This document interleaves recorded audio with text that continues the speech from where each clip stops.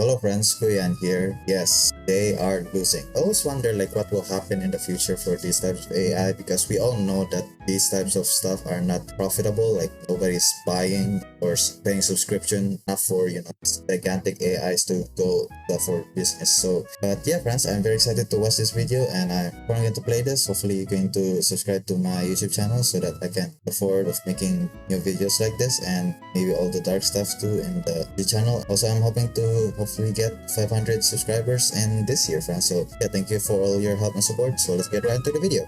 It is a bit scary to know that the most valuable private company in the world has your address and has shown up and has questions for you they were asking for. Every former employee that we had spoken to and what we said to them, every congressional office that we spoke to, every potential investor that we spoke to. Tyler is just one of many advocates suddenly being targeted. Hi, welcome to another episode of Cold Fusion. What you just saw there was basically like his channel is called Cold Fusion. OpenAI knocking on the doors of people who had spoken ill of them. Why are they so scared of what people are saying? Well, this is part of the reason why. On Friday, the 16th of January 2026, OpenAI dropped a bombshell. We are starting to test ads in ChatGPT free and Go, new $8 a month option tiers. They're getting desperate when it comes to like ads like this, friends. But in reality, we all know that all of these ChatGPTs and AI and stuff, knowing that they are not getting enough money, so that's why they're doing stuff like this. That's right. OpenAI is incorporating ads into ChatGPT. Now, for any other startup, this is normal, even expected at this point. But for OpenAI, it's an admission that things aren't going so well. In fact, it's their last resort. Those aren't my words, but Sam Altman's words in October of 2024. He stated, I kind of think of ads as like a last resort for us for a business model. I would do it if it meant that was the only way to get everybody in the world like access to great services.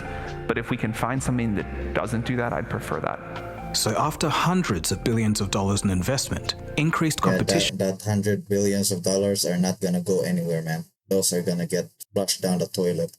Stupid side projects like because in the end of the day, in business, it's the people that's going to buy something, like no matter how much investing you are from the company, if it's not getting money from the people, it's nothing. Sora app losing $15 million per day, having trillions in spending commitments.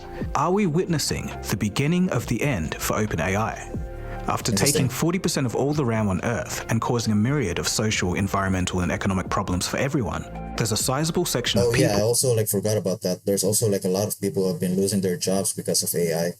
That's gonna be very interesting. It's going to happen because you do need people. That's why Microsoft OS have been getting destroyed from themselves. Good thing I'm far away. I've been 1 year now from Linux, so I'm far away from any type of Microsoft AI or Microslop. that would love to see this company go down in flames. And if things continue just the way they are, they just may get their wish. There's talk of the whole company going bankrupt by 2027.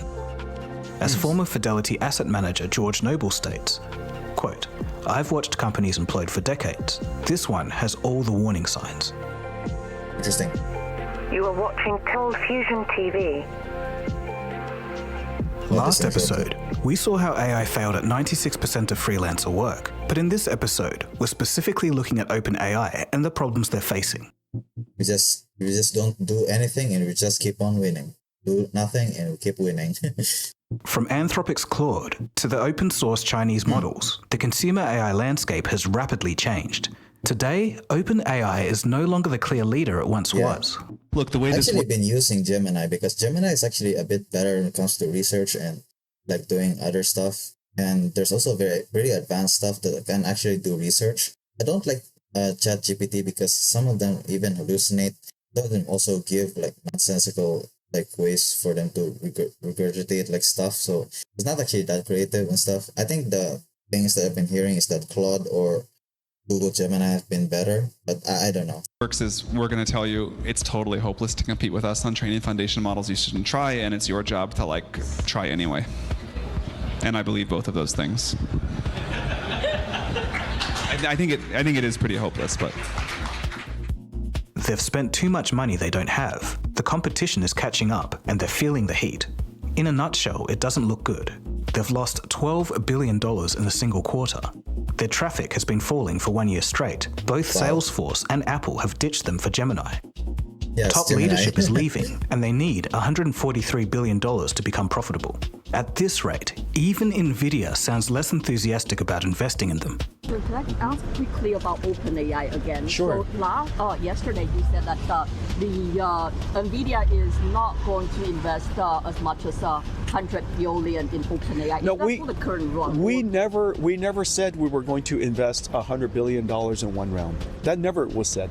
But Yeah. how about the Yeah. overall commitment? Because last September you and OpenAI There was never a commitment. It was I wonder if Nvidia can also get down when it comes to this like AI hype, you know. if they invited us to. So let's start over again. They invited us to invest up to $100 million, and of course we were very happy and honored that they invited us. But we will invest one step at a time. All right, but is that overall commitment still stands? Or it's not No, a commitment? I told you just now. Okay. Yeah, you keep putting words in my mouth. Okay. It's not. Sorry about yeah. I know that. Yeah. They invited us to invest up to $100 billion, and we are honored that they invited us. We will consider each round one at a time. Yeah. It appears that confidence in OpenAI is fading. As reported by the Financial Times, their closest partner, Microsoft, has signaled that they're distancing themselves from OpenAI. Microsoft's AI chief, I thought they're planning to buy OpenAI once it comes everything down, you know. Mustafa Solomon, said that Microsoft is aiming to be self-sufficient in the AI space. So, the problems for I mean, OpenAI... even Microsoft is like failing on that front because their Microsoft Copilot is not going anywhere. AI can be split into four main parts. 1. The scaling problem. 2. Losing market share. 3. The financial black hole. And 4. The trust problem.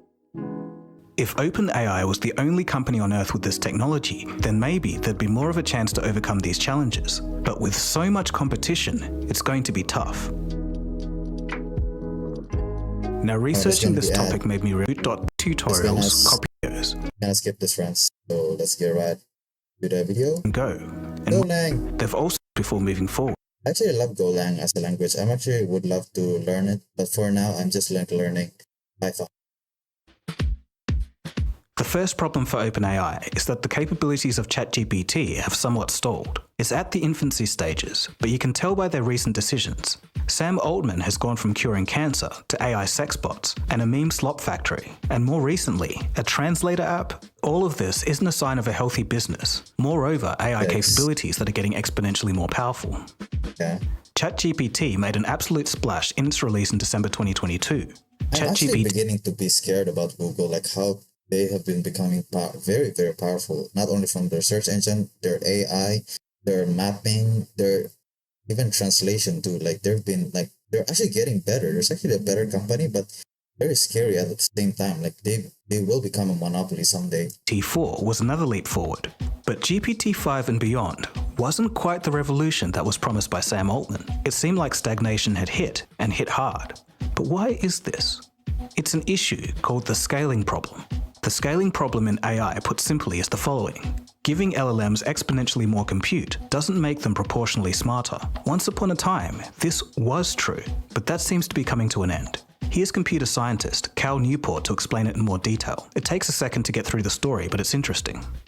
In the beginning, we had language models. So we had these for a long time, and they were pretty good. You give them a bunch of text, and they were pretty grammatically good. They could produce pretty fluent text, but it was kind of, they would veer off, and they couldn't really respond well to specific questions. But that was like the state of the world, right? So we had language models. These were studied for years in academia. Then we start to get this sort of accelerating sequences of advances. So the first of these advances comes in 2017. It's a team of researchers at Google figure out a better way to build these models. They're called transformer architectures. The details don't matter, but it made it possible for these models to produce like long text, like produce a whole article, to produce a couple thousand words. So that was exciting. Then the second breakthrough comes. They do a research study. There's a researcher at OpenAI named Jared Kaplan, And he leads a group of researchers at OpenAI that includes Dario Amodei, who went on to become the CEO of Anthropic and actually brought Kaplan with him. And they do a pretty simple experiment. They took basically GPT-2 and said, what happens if we make this bigger? It seems like an obvious thing to check, but there is this whole conventional wisdom in machine learning at this time that says, like, look, you can't make a model too big. If you make it too big, it's just going to memorize the training. And then when you give it new examples, it'll be terrible. And they said, let's check what happens if we actually just make these things bigger and forget about that concern. And what they found in that paper was it gets much better. It like defied the conventional wisdom of decades within the field of machine learning, which was like, don't get too big. Your model's going to stop working if it gets too big. It's going to, it didn't. They're like, oh, it gets better. And not only does it get better, but it gets better pretty fast. And they drew a curve through the data points they had, and they extrapolated that curve, and it went up really fast. And so they said, let's try this. And the thing they tried it on was GPT-3. The GPT-3 model hype encouraged OpenAI to just make the model bigger, 15 times bigger. The performance was so high that it validated the scaling laws. This sparked a frenzy in Silicon Valley. Soon, Sam Altman was saying that AI would automate the entire economy. So not only did it jump ahead, it jumped ahead fast. So it really validated this curve. The normies don't know this because they weren't as plugged into the AI world, but this sent Silicon Valley going crazy. I'm like, oh my God, if we keep making this bigger, GPT-5 or 6, this thing is going to be artificial There's general. already like economic machines that have been doing from, investors and stuff, especially the Medallion Fund and history of that. That's actually very fascinating history about the marketing and stuff, like how machines dominate pretty much in the investing stuff. Intelligence. It'll be able to do anything a human can do. We might only be like 5 years away. All right, so what happens next? Well, they say we need to show this to the public. So ChatGPT is GPT-3 tamed for public consumption. So now the public all knows about this. 4 months later, GPT-4 comes out. And GPT-4 leaped up the curve exactly as predicted. Exactly. Huge leap forward, exactly as predicted by the paper. So now they're like, oh my God, we're like 2 iterations away. Like, this is it. All the money in the world needs to come to us because whoever wins this race is going to control the economy. But despite this massive scale, we may be reaching diminishing returns. GPT-5, they started working on it right away. So they build an even bigger data center, an even bigger model. They're calling this Project Orion. By the summer of 2024, so last summer, they finished training this thing. Altman is telling his people this thing is going to blow away GPT-4, and is like, this thing scares me. Scares me what this thing is going to do, right? Like, I don't, this is it. We're about to go through the looking glass. They trained this thing, but then it stops working. Slightly better than GPT-4. Like, oh crap. This leaping up the curve every time we make this much bigger, this didn't work anymore. And so there was like this realization of, just making the models bigger and training them on more data. In the end of the day too, friends, like I also heard like there's like studies, so this don't quote me, of course, I'm not like a scientist, but I like only heard this, that when it comes to like data, especially like a lot of regurgitated data or big data, I guess in this case, because some of them are also made from other AI, they will actually start to hallucinate more and more. Like, I guess it's like mass hallucination when it comes to like AI, because once they read something like a false information, they will also like try to regurgitate that and not self-correct themselves. Scaling law broke. It broke around GPT-4. There's a real risk that there may be inherent limits to current day LLMs. Just adding more data. Also, like here, their small LLMs are actually like a lot better than the bigger ones. That's actually very fascinating. Like, we don't need to scale bigger. We actually scale smaller. It's actually very interesting. May not be feasible for an exponential increase. Think of it this way. It's like a father saying, my son was born just 10 months ago, and in that time he's gone from crawling to walking, and recently he's started running. In 2 years, little Timmy is definitely going to be able to fly. Obviously, that's not how it works, but it's the same concept here. There are certain limitations, mathematical limitations, that are not crossable by scaling up. I show it clearly mathematically in my book. So there were many different ideas of how to advance I think it's AI. best to optimize the small LLMs rather than scaling something that is so big, like it's better to be more efficient, very small and very varied, I guess. Very, I guess, optimized when it comes to the smaller LLMs rather than a big, monolithic one. One was we already actually have all the techniques that we need and we just need to scale them. But that was considered a very extreme opinion. Right. And then on the other extreme, it was we don't even have the techniques yet. And interestingly, recently there's a New York Times story that says why we likely won't get to AGI anytime soon by Cade Metz. And he cites this stat that 75% of the longest standing, most respected AI researchers actually still think to this day we don't actually have the techniques to get to AGI if we will ever. So it's... what is the point of an AGI then? You know what I mean, France? If it's not getting any type of money. We're kind of coming... it's better to actually invest on a rocket ship outside of Earth to get more materials for improving our infrastructure here or the other planet, rather than making AI and stuff. Full circle now, and unless there's a lot of data collection and stuff, that is pretty crazy. It's very scary. Become unpopular again, this idea that you can just scale your way to so-called intelligence. GPT, I need to wash my car, and the car wash is 100 meters away. Should I walk or drive? Honestly, 100 meters is barely a stroll. It'll take just a minute or two on foot. Unless you've got heavy gear or there's something unusual going on, walking is probably the simplest and most pleasant choice. Plus, you'll save a little gas and get a tiny bit of fresh air. All right, so you think I should walk to the car wash instead of driving my car there? That's what I'd do. It's a short jaunt and it'll probably be less hassle than starting the car just for that. All right, so how do I wash my car if I walked there? You'll just bring what you need, maybe a small bag with your payment method, and the car wash will have everything else. Once you get there, they'll handle the washing while you wait. You'll walk back with a sparkling car and maybe a little extra pep in your step. So my question is, how will the car get washed if the car is still at my house? I see what you mean now. If the par stays at home, it's not getting any cleaner, right? So yes, to actually wash it, you'll need to bring the car along. In that case, driving those 100 meters makes perfect sense.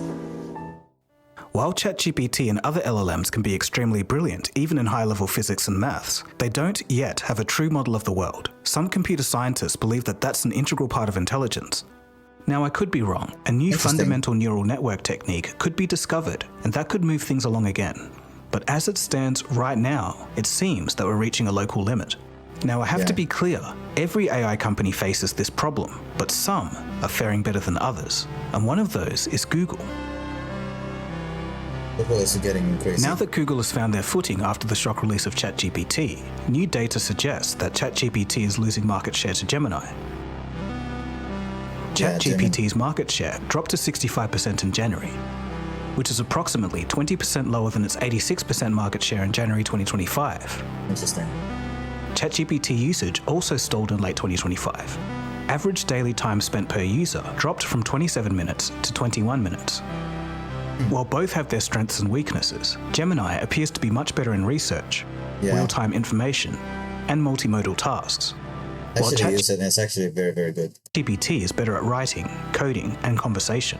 Real-time information and multimodal tasks, i.e. uploading a photo or pointing a phone camera at a scene and getting information about it, is arguably more useful for the everyday person, especially on mobile. So Apple pushing OpenAI aside and going for Gemini makes sense.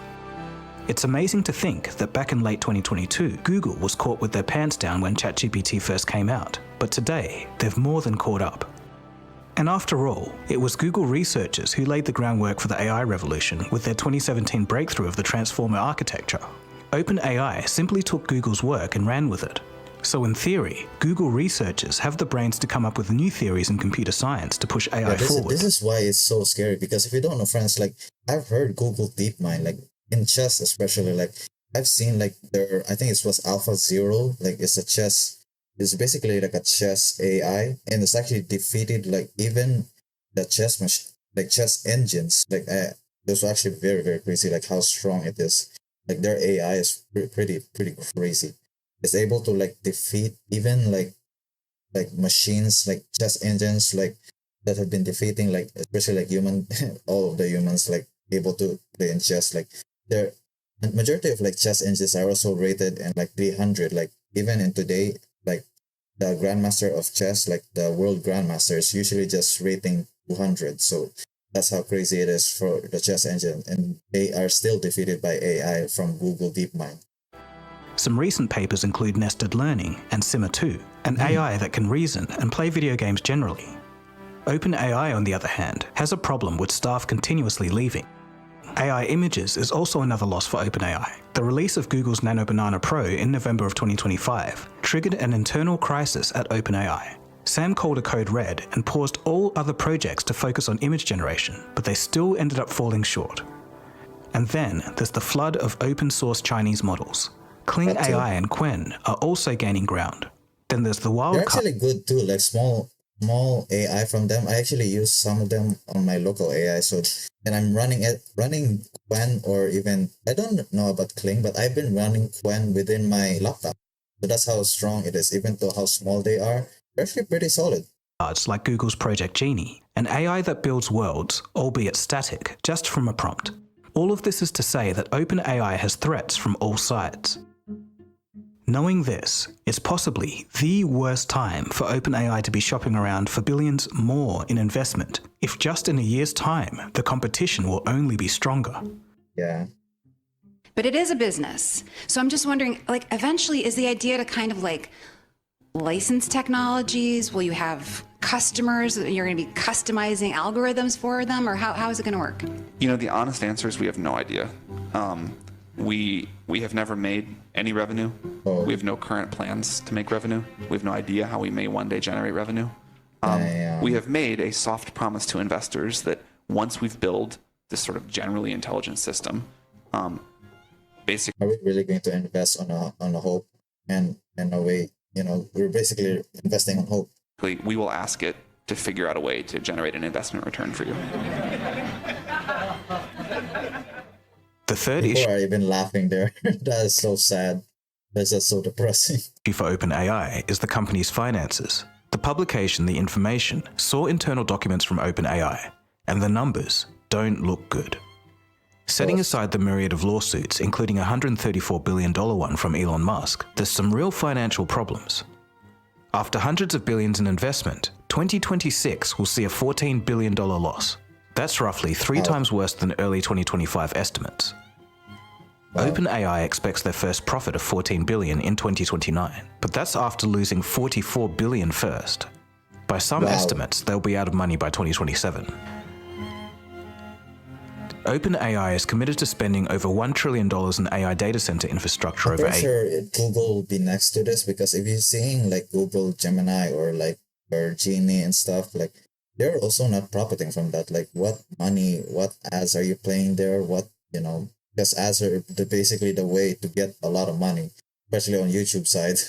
This case now in today's economy, So I kind of always wonder about that, or subscription based, but subscription based are not that strong or not justifiable enough to use this type of, AI and stuff if there are other free alternatives out there. Years, and that's despite only bringing in $13 billion a year in recurring revenue. That's 1% of what they're promising to spend. OpenAI has also agreed to pay Oracle $60 billion per year starting in 2027. And in all of this, somehow, OpenAI predicts that they'll be at $100 billion revenue by 2029. That's close to what Nvidia makes. So it's possible, but unlikely.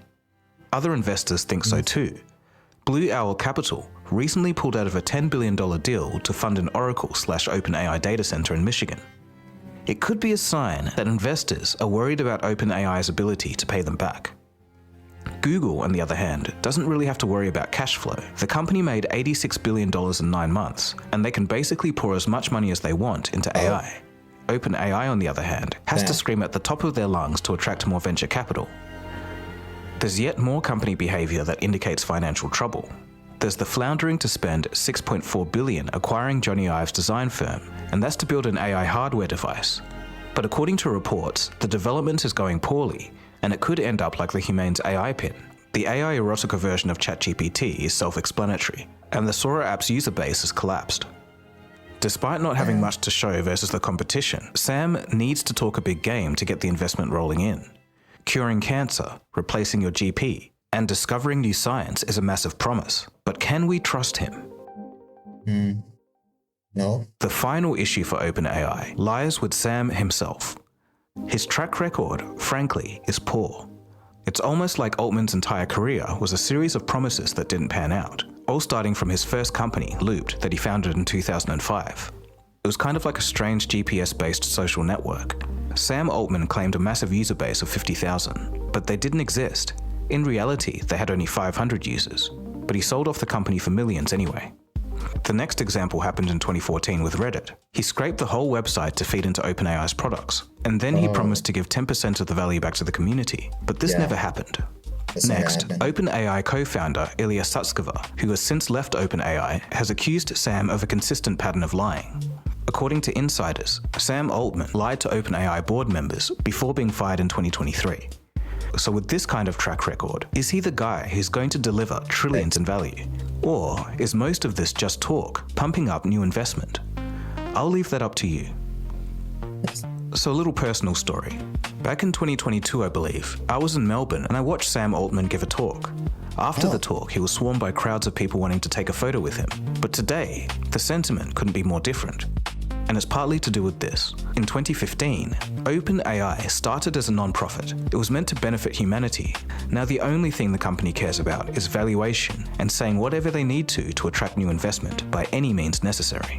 So to summarize everything, OpenAI went from a non-profit that had no plans to make revenue to a for-profit company that commits to spending $1 trillion on data centers, $1 trillion for diminishing returns due to the fundamental scaling problem with LLMs, all the while losing billions of dollars and losing out to growing competition in a sector that may just become a commodity in the end. Just in my opinion, it's not really a great financial bet as it stands. No, that's a recipe for disaster. But after all that we've talked about, what do you think? Do you think OpenAI will survive? Or will the competition eat them alive? Anyway, that's about it from me. I'll choose the latter one. My name is Dagogo, and you've been watching Cold Fusion. And His name is Dagogo? That's actually a very fascinating name. Interesting. I never actually know that's the voice behind Cold Fusion, the YouTube channel. But yeah, friends, that's actually pretty fascinating. Like, are you excited for an AI, fall off? I'm excited. So I kind of wonder who's going to win from this. I'm not betting, especially from the market. Hell no. I'm just theoretically hypothesis. I think this is just a hypothesis. Okay, this is not a financial investment, but I think Google will win this, or I think Claude seems promising too. I've heard about it, but I don't think it's that too much of a promise than I guess Google in this case. But I know about Claude and stuff. They're even talking a lot about that stuff too. So I still don't know about all those stuff from the AI, but I would love to hear your ideas and all of the stuff that's going to happen in the future. I'm pretty sure the fall off from AI and stuff, it's gonna take a long time. I'm pretty sure it's not gonna be this year, especially from the market stuff too. It seems pretty stable for the time being, but we will never know, maybe tomorrow, maybe someday, maybe a month from now, maybe a week from now, who knows, maybe a year from now or 10 years from now. So we'll really never know, because that's how random the market is. So yeah, very excited of all these new technologies and stuff. I want to see how it will crash and burn the other day. So yeah, thank you friends for watching, and good afternoon.